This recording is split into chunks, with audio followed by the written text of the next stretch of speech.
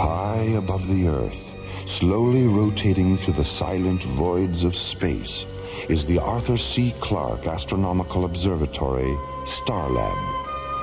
Here, the International Space Authority, ISA, watches over an eternity of uncharted galaxies and the countless planets orbiting within their starlit borders.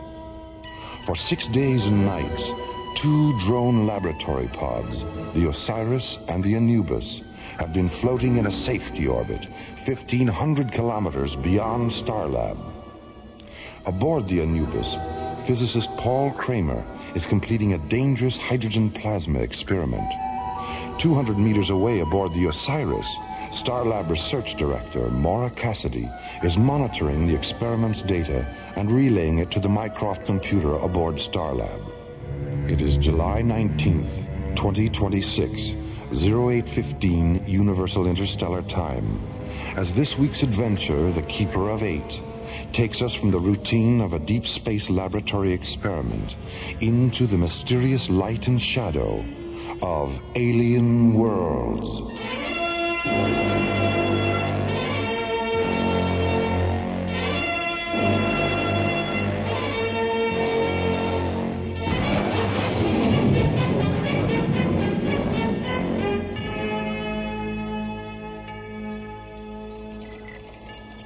Paul, check the plasma chamber seals again. I'm still getting a red light on number 4. I read 000 across the board, Maura. There must be an indicator malfunction on your end. Let's cross-check it. Osiris to Starlab. You there, Valerie? Valerie? Oh, Dr. Reed, good morning. Oh, sorry, Maura. You caught me with a mouthful of toast. Anyway, Paul's right. Mycroft also reads 000. Oh, you mean I've got a short circuit? Oh, how embarrassing. Well, do you think you could stop blushing long enough to spacewalk on over here? Just as soon as I get my helmet on. Why, what's the problem? The valence analyzer I brought up from Tara was a gift from the Institute, and I sure don't want to leave it behind. Maura, I'm gonna need your help taking it apart so we can get through the airlock. Okay, shoot the umbilical over and I'll show you why I almost ran away with the circus to be a tightrope walker. Here it comes. Umbilical secured. I'm on my way.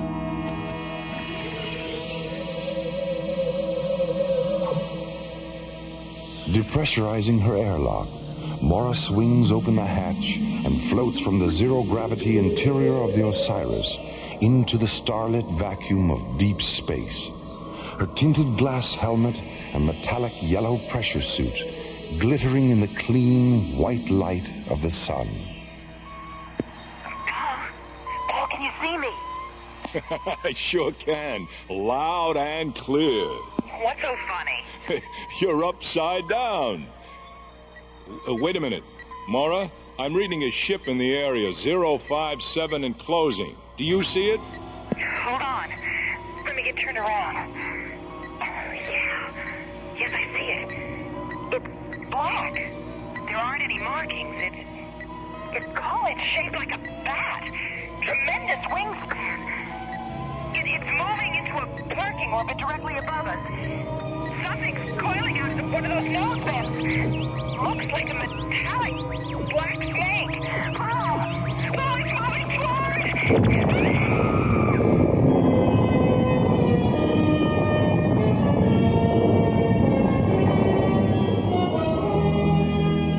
Meanwhile, at the nearby Stargazer security station, Captains John Graydon and Buddy Griff, unaware of what has happened at Vector 448, inspect the new ISA Deep Space Interceptor, Solaris.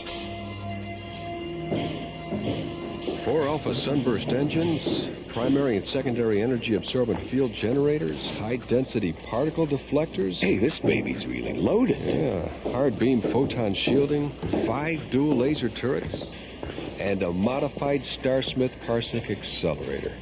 Now tell me, buddy, what more could you ask for in a ship? How about a Michelle and a Mitzi? A what? A Michelle and a Mitzi. Is that some kind of top-secret equipment I haven't heard about? Not exactly, Skipper. Michelle and Mitzi are those two terrific-looking inspectors standing over there. Oh. And from where I stand, their equipment is anything but secret. Buddy, just between you and me, have you ever been accused of having sexist leanings? Let me put it this way, Skipper. Attention all paramedic search vessels. This is an emergency rescue alert. Pilots and crews, report to the information office in your sector. Captains Graydon and Griff, please contact the bridge. Come on, buddy. Let's use the radio aboard the Solaris. Right.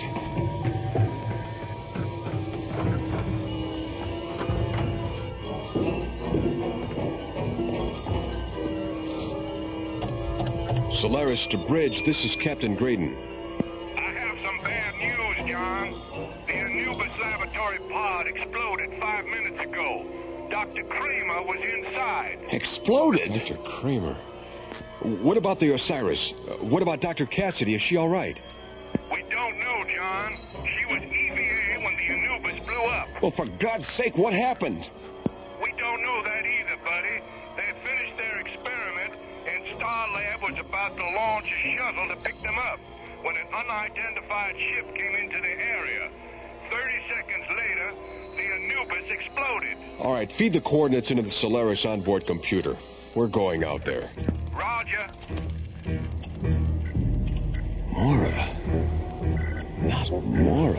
Status check, Green. Shocked by the tragedy of the Anubis laboratory pod explosion and fearing for the life of Dr. Mora Cassidy, John and Buddy prepare to launch the Solaris into Deep Space Vector 448, unaware that this is only the first step on a journey that will soon bring them into contact with not one, but two alien worlds.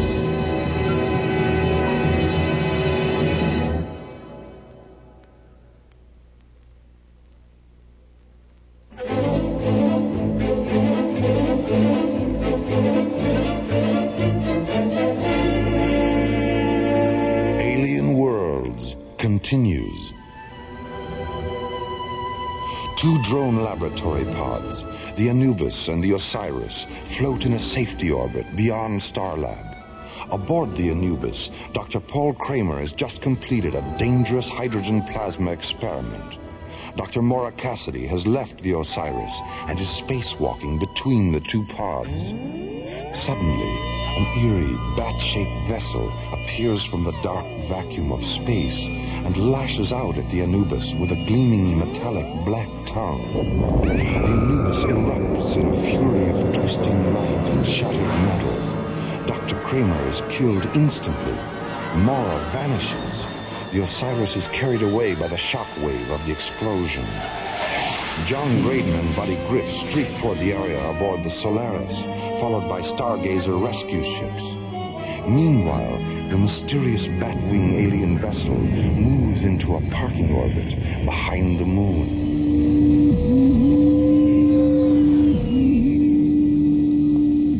What quantity of hydrogen plasma was withdrawn from the Earth probe by our penetrator before the explosion? 2,000 fusion qubits. Enough to fill the planet generators of every ship in the Armada. Enough for every Shadow Sentry, Light Assassin, Scan Watcher, and Penetrator Guide who wears the dark armor of Draconia.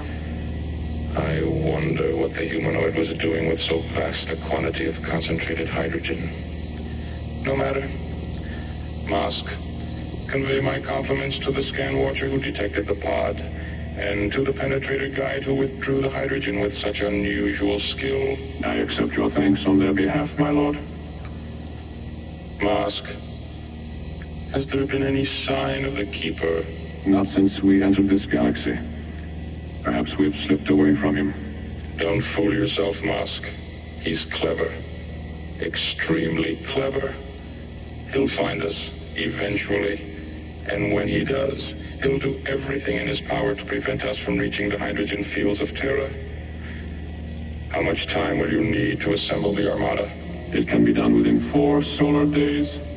Then do it. Yes, my lord. Where are you, Keeper? In this galaxy? On Terra? Or perhaps you're down there, on the dark side of the moon. As Mask prepares to assemble the Draconian Armada for an assault on Terra, and Warp fantasizes about a mysterious pursuer known only as the Keeper, John and Buddy enter Vector 448 aboard the Solaris and begin their desperate search for Maura Cassidy.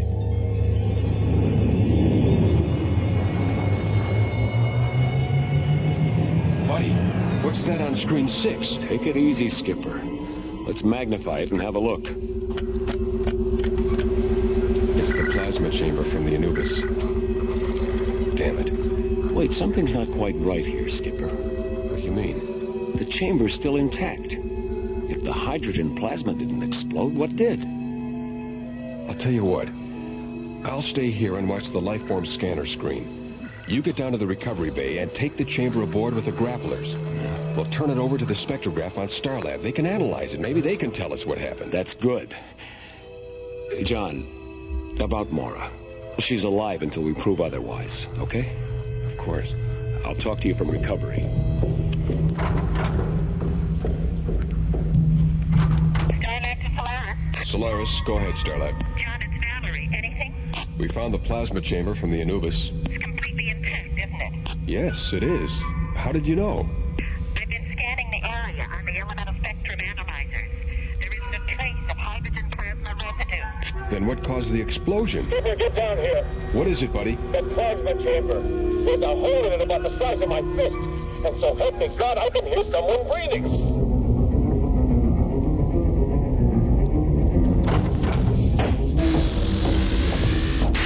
Buddy, Skipper, grab that other pulse wrench off the wall. We've got to get this thing open. Where's the hole? There, on the other side. Listen. Come on, Skipper, come on. Watch out, buddy. Maura! Take your feet, buddy. Easy. Skipper, the whole left side of her helmet is split open. Maura, can you hear me? Get her gloves off and check her fingernails. They're normal, Skipper. No sign of anoxia. Her lips are normal, too. Let's get her out of the suit. Light. All around. Right. Blinding. Take it easy, Maura. You're safe now. Oh, safe. I'm safe. Inside. Now. Buddy, hasn't it hit you yet? What? We just took Maura out of a 1-ton plasma chamber, hermetically sealed from the outside, with no way in except through a 6-inch hole. Now, how in the name of God did she get in there? I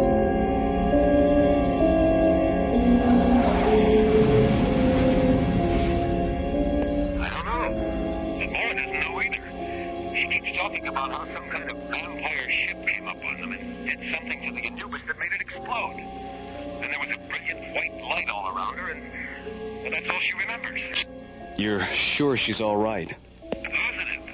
The body scan John did on her in the medical chamber showed that everything was perfectly normal. Well, Dr. Rossiter wants to examine her anyway, so take her directly to sickbay when you dock. Roger, Starlab. Solaris, out.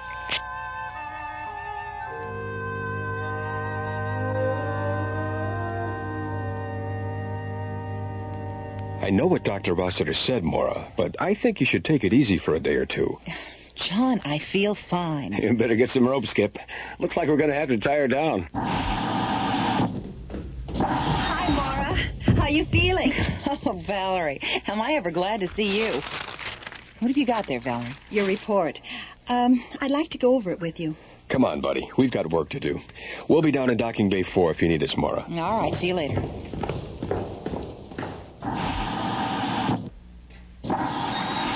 You look more serious than usual, Valerie. What's on your mind? How you got inside the plasma chamber. I've worn every circuit in Mycroft to a frazzle trying to figure it out. Have you tried the Houdini file? The Houdini file? It's a joke, Valerie. Oh, Sorry, Mara.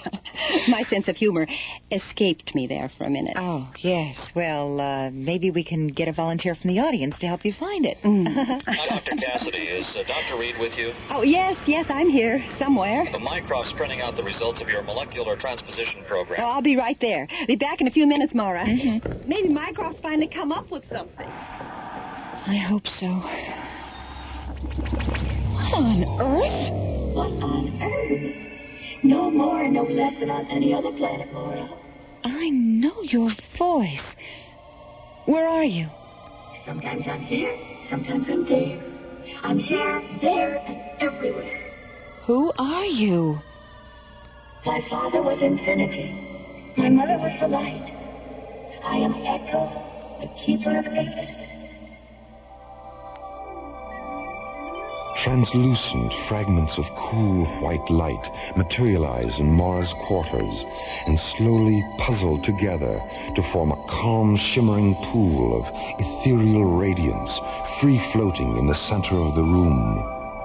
From within the pool, the timeless voice of Echo, the keeper of eight, the guardian of infinity, a pure energy being from the elsewhen and elsewhere of alien worlds.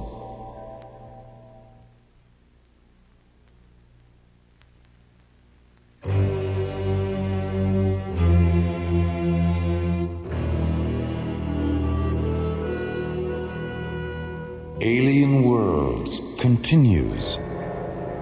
A mysterious alien vampire ship has destroyed the laboratory pod Anubis, killing physicist Paul Kramer. Floating in space near the Anubis, at the moment of its destruction, Mora somehow escapes death and is found by Buddy and John sealed inside a plasma chamber from the Anubis. Her presence there, a logical impossibility. Now, after being taken back to Starlab, alone in her quarters, Mora suddenly finds herself in the presence of Echo, the keeper of eight, a free energy being who has suddenly manifested in the form of a radiant pool of floating light. I am the last of an ancient race of Star Watchers, a refugee from a parallel universe, destroyed in the subvoid annihilations that created the star system. A parallel universe? You mean there used to be more than one? There still are, Mora. Hundreds of them. Beyond the time-space continuum of this one. What are they like? You know that as well as I do. I don't understand. You dream, don't you? Yes, I dream. And when you do, you pass from the illusion of one universe into the illusion of another. And then another. And then another. Each is a reflection of the other, endlessly echoing through the antediluvian corridors of infinity. What happened during the explosion? Molecular dematerialization at what might have been the moment of your death. While the Anubis was still disintegrating, I transformed you into pure energy and rematerialized you inside the plasma chamber. If I hadn't, you would have been killed by the shrapnel debris of the exploding pod. But my helmet was split open. It was struck by a pod fragment an instant before I dematerialized you. I sealed it with thought until the chamber was taken aboard the Solaris. You're lucky I happened to be in the neighborhood. Yes, lucky. I don't know what to say. Thank you, Echo. Oh, God, thank you. The vampire ship that killed Dr. Kramer is part of an armada from the Draconian system. They're preparing for an assault on the hydrogen fields of Terra. Hydrogen fields? On Terra? The Draconians are hydrogen gill breathers. Even their economy is hydrogen-based. They trade it among themselves like currency. But, like any system that bases its economy on a single element, there are power struggles, greed, waste.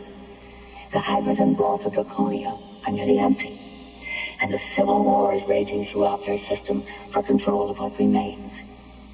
They need vast amounts of hydrogen to restabilize themselves, and they intend to take it from the Earth's oceans. Then Paul's death was an accident, wasn't it? Yes. When they penetrated the hydrogen plasma chamber, They punctured the pod's retro-fuel tanks. That's what caused the explosion. Pure oxygen is one of the most explosive gases in the universe. The Earth would be saturated with it if they removed the hydrogen from our oceans. Echo, how can we stop them? Where's the Armada? What are their weaknesses? I have to leave you now, Mara. Echo! Come back, Echo!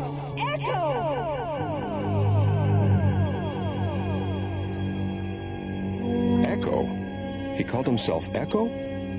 Are you absolutely certain you weren't having some kind of delayed stress reaction? John, you know me better than that, and I know me better than that. I believe you, Mora. I just wanted to be sure that you believed you. It all fits, Skipper. The problem now is how to deal with the Draconians. We don't even know where they are. I don't think that Draconian ship is very far away. Oh, Valerie, I forgot you were listening. Why? What makes you say that? The element scanners are reading a first magnitude concentration of hydrogen somewhere behind the moon. That might be it. Well, there's only one way to find out. Mora, do you feel up to a little ride in the Solaris? I certainly do. I'll meet you in the launch bay after I talk to Commissioner White. Hey, what about me? I don't know, Valerie. It could be dangerous. Danger is my middle name. Oh, I thought Daphne was your middle name. Oh, Mara. Okay, you can come along. Meet me in the communications center. Mora, is her middle name really Daphne? I was just kidding, buddy. Her middle name really is Danger.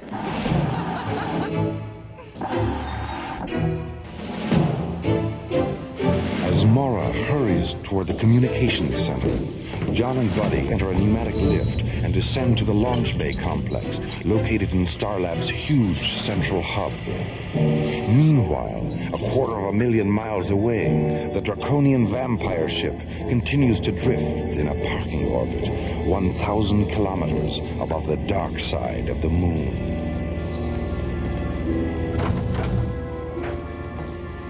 With your permission, my lord.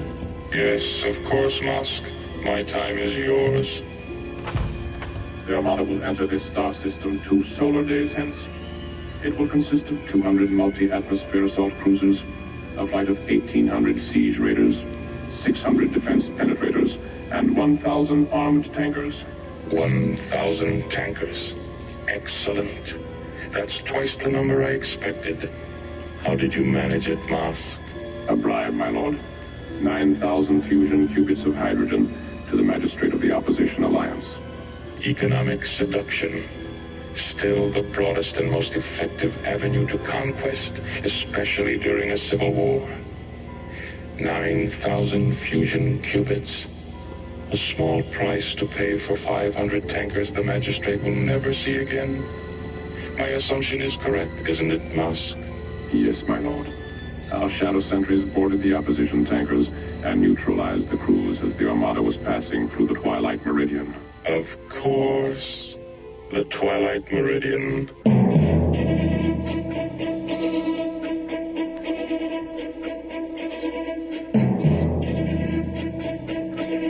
Are you two strapped in back there? Anytime you're ready, John. All set. Okay, buddy. Let's do it. Synchronize all computer functions. We have a positive decoder interlock on all data terminals. Manual launch functions are canceled. Real-time status is 20 seconds to ignition and counting. Buddy, you know we don't know what the Draconians are going to do when they see us. So as soon as we get a fix on their ship, lock in our photon shielding and energy-absorbent field generators, and activate all laser turrets. Okay, Skipper. Come on, Solaris. Let's go! Behind the moon, a Draconian command ship floats in orbit, waiting for the Armada it will lead in a vampire assault against the hydrogen-rich oceans of the Earth. Aboard the Solaris, Buddy, John, Mora, and Dr. Valerie Reed, jetting toward the moon to investigate the bat-winged alien vessel from what they hope will be a safe distance. And somewhere in the starlit spaces between the two ships, Echo, the Keeper of Eight, a pure energy being from a lost parallel universe, an intelligence whose power and wisdom is destined to become the Earth's sole defense in the coming struggle with the darker forces of alien worlds.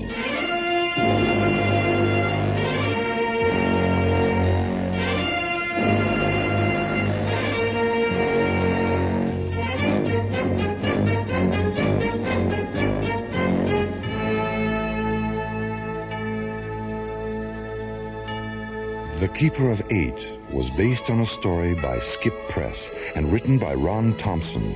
Associate producer Jeff Allen. Music director Tom Rounds. Engineer Stu Jacobs. Assistant to the producer Laurie Tyler. Technical consultant Peter Sky. Alien Worlds was created, produced, and directed by Lee Hansen and is distributed by Watermark Incorporated. And so, until next time, this is Roger Dressler inviting you to join us for the conclusion of The Keeper of Eight on Alien Worlds.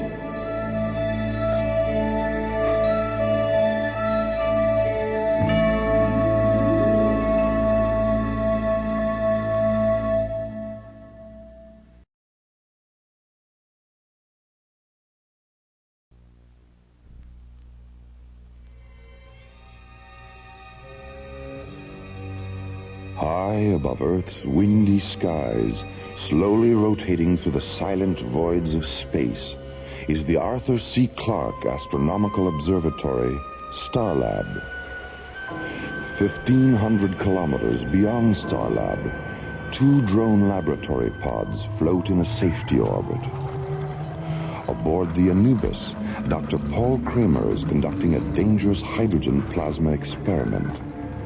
Aboard the Osiris, Starlab Research Director Maura Cassidy monitors the experiment's data. As the experiment draws to a close, Dr. Kramer contacts Maura.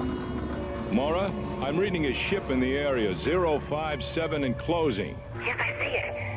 It's black, shaped like a bat. Tremendous wingspan. It's moving into a parking orbit directly above us. Something's coiling out of one of those nose vents. Carl! Oh, it's moving toward! The Anubis erupts in a fury of twisting light and shattered metal, killing Dr. Kramer instantly. News of the tragedy is flashed to Captains John Graydon and Buddy Griff at the nearby Stargazer security station.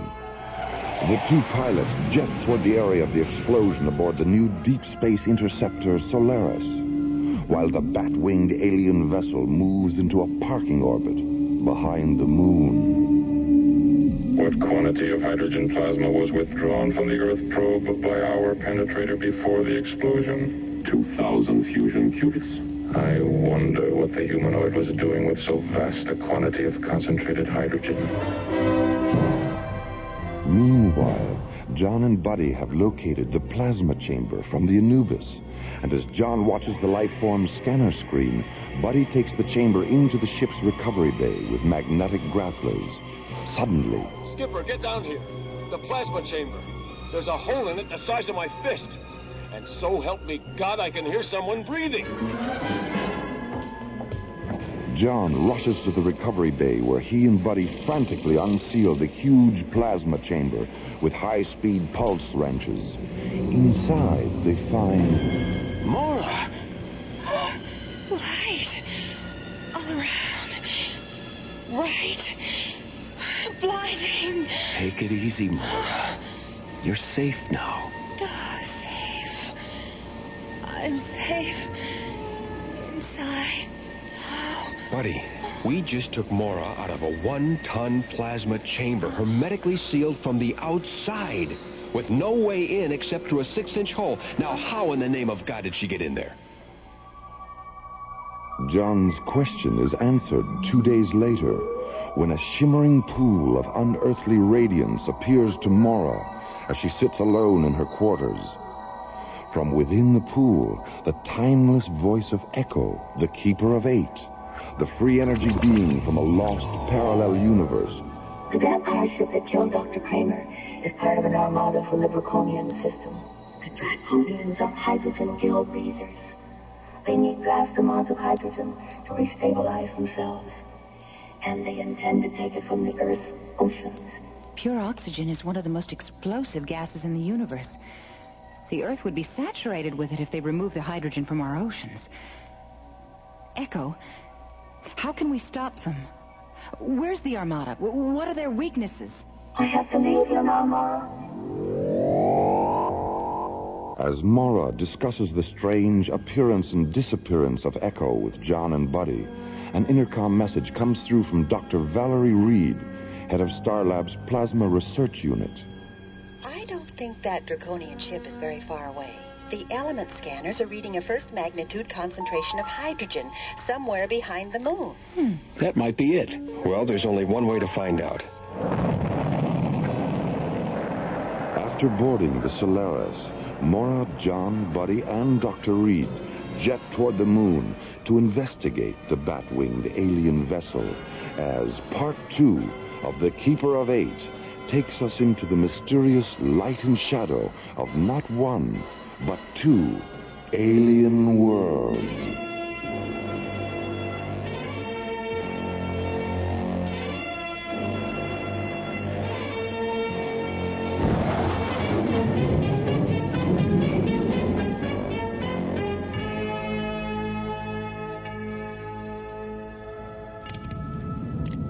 Solaris to Starlab. Starlab, go ahead, John. Our scanners have just locked onto the draconian ship. It's hovering 50 kilometers above the Lucas Kubrick crater chain. THX coordinates 1138 at subvector 2001. We're locking in now. Thanks, Jerry. Solaris out. John, Valerie and I are getting a little edgy back here. Isn't there something we can do? How about a snack? Oh, Buddy, how can you think of food at a time like this? It's easy. I'm hungry. Skipper, is there an Echo in here? There is now, Buddy. Mora? Incredible. What is it, Buddy? Would you believe a mysterious pool of talking light? Echo? Hello, Mora. Hello, Valerie. We'll be there in a flash. You certainly will. Mora! Valerie! Oh, Echo, that was fantastic. Wow, what a rush. I'm glad you enjoyed it. Echo, how do you get people from one place to another so fast? Laura knows. She's been through the process before. Echo, I'm beginning to feel a little strange. So am I. Me too. What's going on? You're all about to enter a metamorphic coma. And when you return to consciousness, you'll discover that in addition to being oxygen breathers, you'll be right at home in a hydrogen environment as well. But why? You'll see. Pleasant dreams.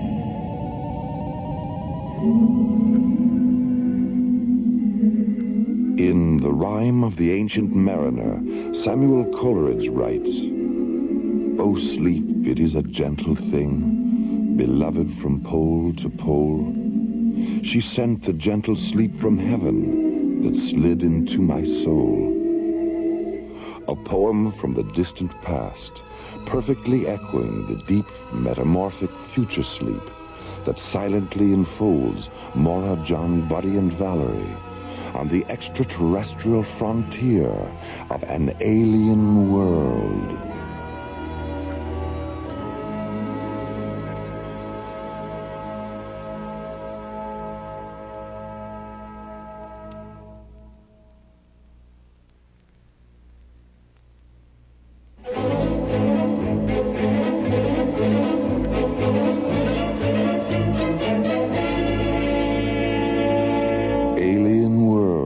Continues. The Solaris rockets toward the dark side of the moon to investigate the draconian vampire ship. 8 minutes away from visual contact with the alien vessel, Echo, the Keeper of Eight, materializes and subjects Mora, John, Buddy, and Dr. Valerie Reed to molecular transmutation. A few moments later, they fall into a deep metamorphic coma that will radically alter their cellular pathology and body chemistry.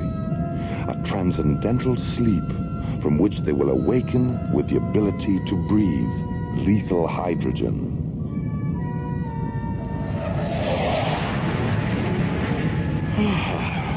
What year is it? It's still 2026, buddy. How do you feel? Well, that's the best snooze I've ever had. Echo, why have you made it possible for us to breathe hydrogen? so you can survive aboard the Draconian vampire ship. Oh, yeah? And me without my wooden stake. And me without my Christopher Lee outfit. Echo, what do you want us to do? The very thing you all want to do. Go aboard their vessel and meet them face to face. Well, that sounds very dangerous. The Draconians had planned to withdraw all the hydrogen from the oceans of Earth. It's a final desperate attempt at survival. They're not an aggressive race. They only use their armada as a bluff toward hostile intruders. If their system weren't so divided by the reactionary pressures of civil war, Warp, Mosk, and Vina wouldn't be hotcakes so silly. Warp, Mosk, and Vina? Who are they? Warp is head of the Draconian Coalition. Mosk is his subordinate preceptor. And Vina is magistrate of the Opposition Alliance. Well, what can we do? Tell Warp and Mosk where they can find alternate sources of pure hydrogen. How are we going to do that? I know where the sources are, Mora. And I'll tell you where they are before you see Warp and Mosk. Well, wouldn't it be easier if you just told them yourself? Yes, it would. But if I did, Draconia and Earth would still be strangers to each other. You see, I arrange circumstances wherein strangers become friends. Now, how do you suppose they'll feel about Earthlings if you guarantee their survival for centuries to come? Are you sure we'll be safe? Buddy, you already are. Right, we already are. Attention, Earth ship. You're intruding into a Draconian defense perimeter. I believe there's a call for you, John. Yeah.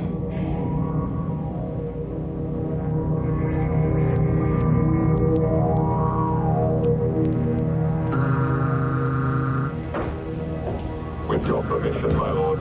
My time is yours, Mosk. The Earth vessel is holding its position. Is it a fighting ship? Yes, my lord. 5 binary laser turrets and an ancillary system of particle beam injectors. Then our destruction is a certainty. The Earthlings don't wish to engage us, my lord. They've asked permission to come aboard. For what reason? They claim to have information that will ensure the survival of Draconia. Without going to war? Yes, my lord. Without going to war. What is your opinion, Mosk? They know why we're here. They even know our names. Those 2 facts alone lead me to believe they've had a visitation from the Keeper. The Keeper wasn't always our enemy, Mosk. Yes, my lord. Chaos. Desperation. Oh, this terrible civil war. We've gained more than we've lost, my lord. Yes, but our methods. Why were we so blind and arrogant, Mosk? We should have begun our search for alternate sources of hydrogen half a century ago. Yes, we should have listened to the Keeper then. Perhaps the Earthlings are giving us one final chance to listen now. Have them come aboard, Mosk. Yes, my lord.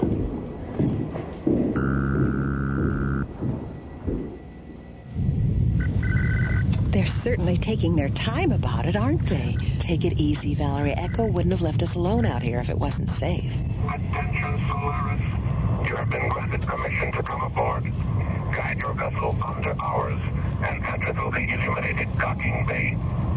Will you require survival costumes? No, we're able to survive in your atmosphere. Proceed.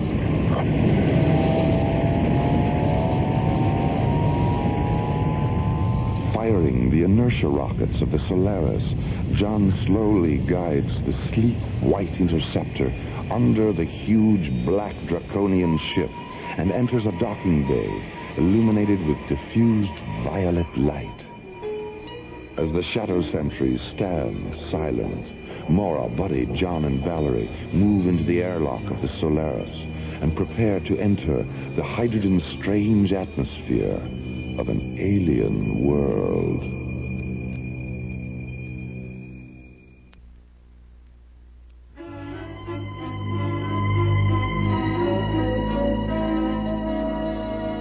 Alien Worlds continues.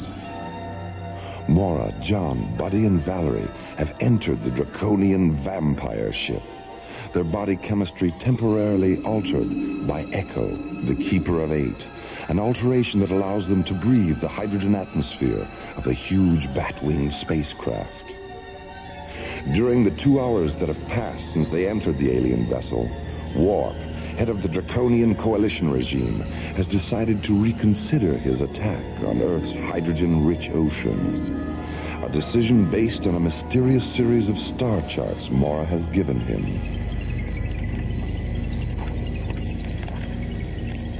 Forgive my skepticism, Mora. Are you absolutely certain these star charts are accurate? I'm positive, Warp. Well, we'll know soon enough. I didn't realize there were so many sources of hydrogen within our own galaxy. This planet here, it's uninhabited. Its atmosphere is hydrogen pure, and it's only a fractional light year away from Draconia. With your permission, my lord. Yes, Blur. What is it? I've just received a report from our Equatorial Observatory. The 3 planets are there, just as the star charts indicate. Thank you, Blur.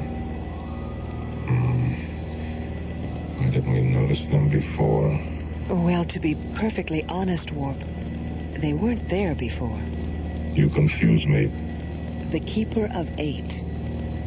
So, the creation of these planets is his work. He didn't create them, Warp. They already existed. He simply borrowed them from the Terrellian system. With your permission, my lord. Come in, Mask. Contact the Armada. There will be no war with Terra or any other planet. We're going home. Oh, thank goodness. A few moments later, Warp's message is flashed to the Draconian Armada as it enters Jupiter space. 200 multi-atmosphere assault cruisers, 1,800 siege raiders, 600 defense penetrators, and 1,000 armed hydrogen tankers slowly break formation, turn 180 degrees, and regroup near Callisto, one of Jupiter's 9 moons. The Armada's new course? Draconia, by way of the Twilight Meridian. Meanwhile, in the launch bay of Warp's command ship, Mora, John, Buddy, and Valerie prepare to board the Solaris for their return flight to Starlab. It's unfortunate that we couldn't have spent more time together, Mora. Well, we'll have plenty of time together at the beginning of Terra's new solar year, Warp. I don't understand. 6 months from now, an intergalactic congress will convene on Starlab. I'm going to arrange for Draconia to be represented. Thank you, Mora. I only hope that... My lord. Mask. What's wrong? A communique from the Armada. As it was leaving Jupiter space, it passed a flight of Opposition Alliance tankers and siege raiders. Vina is proceeding with the assault on Terra. Wasn't she told the Keeper has provided? She dismissed the information as a deceit tactic to prevent her from reaching Terra before we do. Then it looks like we're right back where we started. Buddy, where are you going? To use the radio in the Solaris. Somebody has to tell Stargazer to scramble those interceptors. That's my boy. Pilots and crews, attention. This is a priority combat alert. Launch factor, red. Rendezvous with Solaris at THX coordinates 1138, subvector 2001. As 3 squadrons of SET interceptors bank away from Stargazer and jet toward the dark side of the moon, John, Buddy, and Warp board the Solaris and blast out of the Draconian command ship's launch bay. The guidance thrusters on all our ships are located in outboard wing pods. By disabling any 2 pods on either wing, the ship will be unable to maneuver and will be forced to withdraw from combat. SET leader to Solaris, we have you inside, over. Max, is that you? Idris and John, what's happening? There's a flight of Draconian ships between Jupiter and Mars. Subvector coordinates 047. Target grid Alpha 9 or 6. Attack pattern Omega Blue. Now this is a non-lethal engagement, Max. Direct your fire at their wing pods only. Roger, wing pods only. Okay, let's go.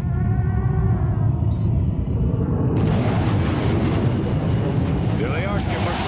John, before you commence the attack, I'd like to try to reason with Vina. Open a close proximity channel, buddy. Okay, Warp. Go ahead. Vina, can you hear me? I hear you, Warp. The Keeper has placed infinite sources of hydrogen in our galaxy. You believed me before, Warp. Vina, this is Captain John Graydon, commander of Earthship Solaris. Warp is telling you the truth. Have you formed an alliance with Warp, Captain? Not just with Warp, with all Draconians. Warp doesn't represent all Draconians. I'm leading my ships to Terra. Solaris to SCT leader, over. Go ahead, Solaris. Take Blue Squadron in over the tankers. Will do, John. Skip, we got a bogey at 2 o'clock. Yellow Squadron, circle the perimeter of the tanker formation and watch for targets of opportunity. Roger. Red Squadron, behind us, 2 by 2. Roger. Remember, wing pods only. Let's go.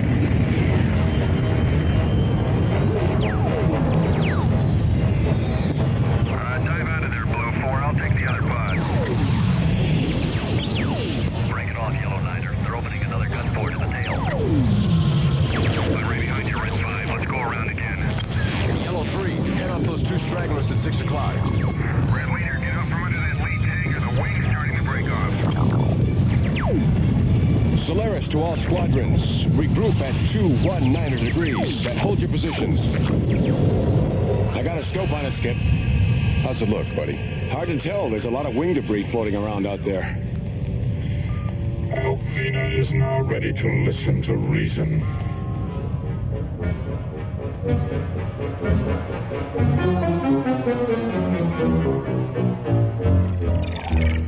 Vox, have you a casualty report? There are no casualties, Vina. Neither death nor injury. It appears that the attack objective was to disable our ships, not take lives. I don't understand. You haven't understood for a long time, Vina. Echo. Vina. Vina, whatever am I going to do with you? You're such a fool. Am I? Yes. And a stubborn one at that. The Earthship attack wasn't calculated to destroy you.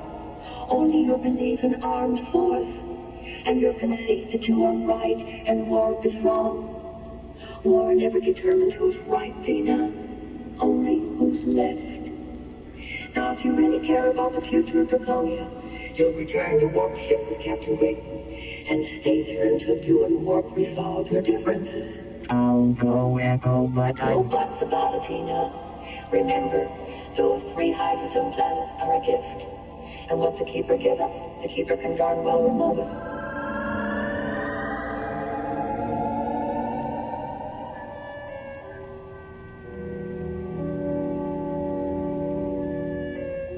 You mean you've been trying to get these two together for 50 years? That's right, Nora.